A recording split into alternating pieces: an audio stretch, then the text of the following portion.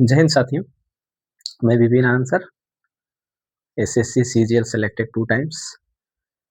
वर्तमान में जो है मैं अभी अलजेब्रा से संबंधित जो बोर्ड पे प्रश्न देख रहे हैं उसकी चर्चा करेंगे कि इस प्रकार के प्रश्न अगर ऑब्जेक्टिव में आते हैं तब तो जो ऑप्शन रहेगा उसको रखेंगे, सबसे आसान वही तरीका है।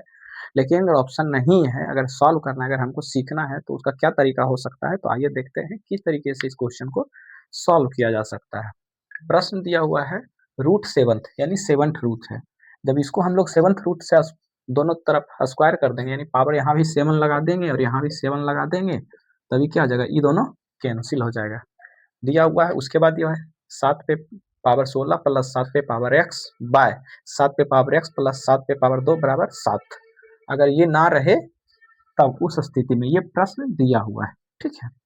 यही यानी 7वां रूट निकालना। इसे जब 2 रूट रहता है तो उसको रूट अंडर बोलते हैं, जब 3 रहता है तो घन मूल बोलते हैं, ठीक है ना, क्यूब रूट बोलते हैं। उसी से ये 7th रूट है, ठीक है। तो इसमें हमको x का वैल्यू निकालेंगे, x का कितना वैल्यू होना चाहिए कि इसको समीकरण को सेटिस्फाई कर दे और 7 आ जाए।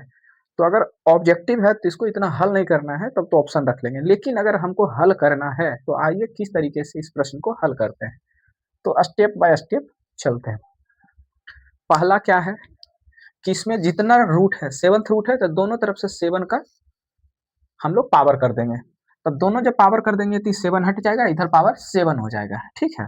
तो कितना बचेगा हमारा 7 पे पावर 7 प्लस 7 पे पावर x बाय 7 पे पावर x प्लस 7 पे पावर 2 बराबर 7 पे पावर क्या हो जाएगा, 7 हो जाएगा। क्योंकि अगर ये 7 इधर है तो दोनों तरफ 7 पे पावर करेंगे तो खत्म हो जाएगा, ये आ जाएगा, ठीक है।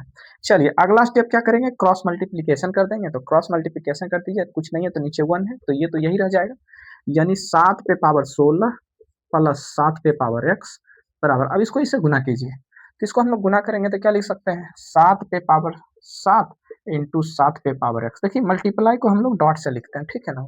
जब कोई संख्या लिखते हैं तो वहाँ दशमलव होता है, ये दशमलव नहीं है, डॉट मतलब गुना है, ठीक है। हायर क्लास में ही चलता है। अब इसको इससे गुना कीजिए तो कितना हो जाएगा, 7 पे पावर 7 इंटू 7 पे पावर 2, यही हो गया।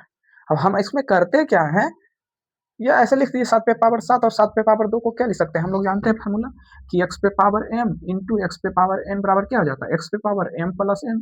तो यही हो जाएगा 7 पे पावर 2 प्लस 7 पे पावर 7 प्लस 7 पे पावर 2। तो पावर आधार अगर सेम है तो पावर जुड़ जाएगा, तो 7 प्लस 2 कितना हो जाएगा, 9।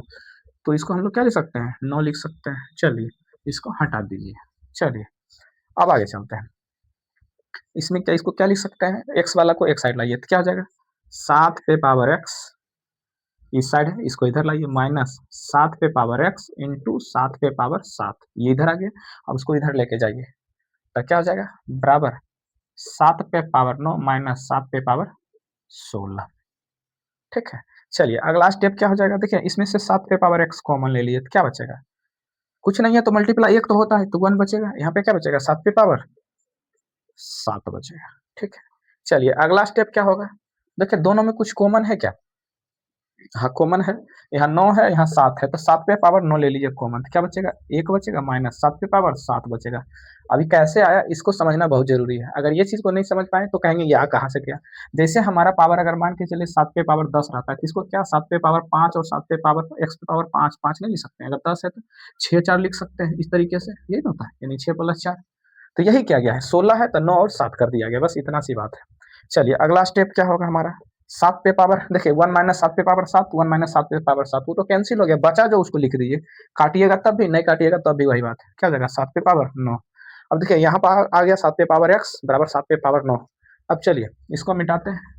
दूसरा क्या होता है, हमारा आधार सेम है, ये 7 है ये भी 7 है, पावर x लिखिए नहीं तो कंफ्यूजन हो जाएगा, ठीक है, पावर को ठीक से लिखना है।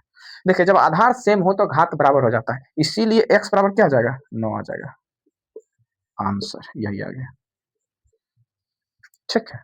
अब ऐसा करते हैं कि इसको प्रूफ कर लेते हैं, ये सही है या नहीं, ये तो हमारा आ गया कि ठीक है इतना आंसर है, क्या हमारा सही है, तो प्रूफ कर लेते हैं, प्रमाणित कर लेते हैं, ठीक है। परीक्षा में ये नहीं कर रहे हैं, हम सिर्फ जांचने के लिए ऐसा कर रहे हैं कि हम निकाले हैं तो ये सही है कि नहीं, ठीक है।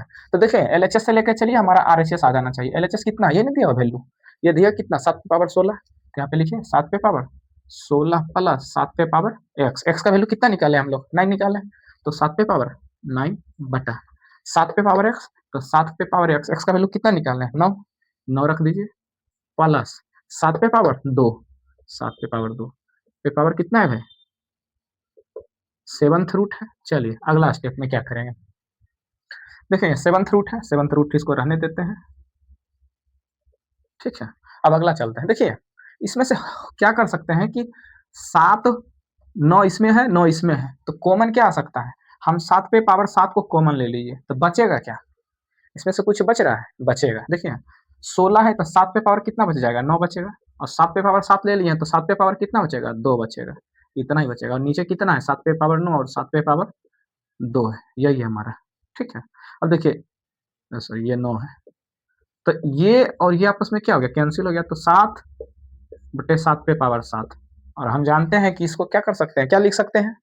ये दोनों आपस में कैंसिल हो जाएगा। अगर दूसरे तरीके से इसको लिखेंगे तो क्या लिख सकते हैं? 7 पे पावर 7 इंटू 1 बटा 7। इसको तो ऐसे ही लिख सकते हैं। देखिए 7 से 7 कैंसिल हो गया, यानी 7 पे पावर 1 बराबर 7। और 7 कितना है हमारा? आरएचएस है ना, और ये क्या आ गया हमारा? आरएचएस, यानी एलएचएस से चले थे, हमारा आरएचएस आ गया।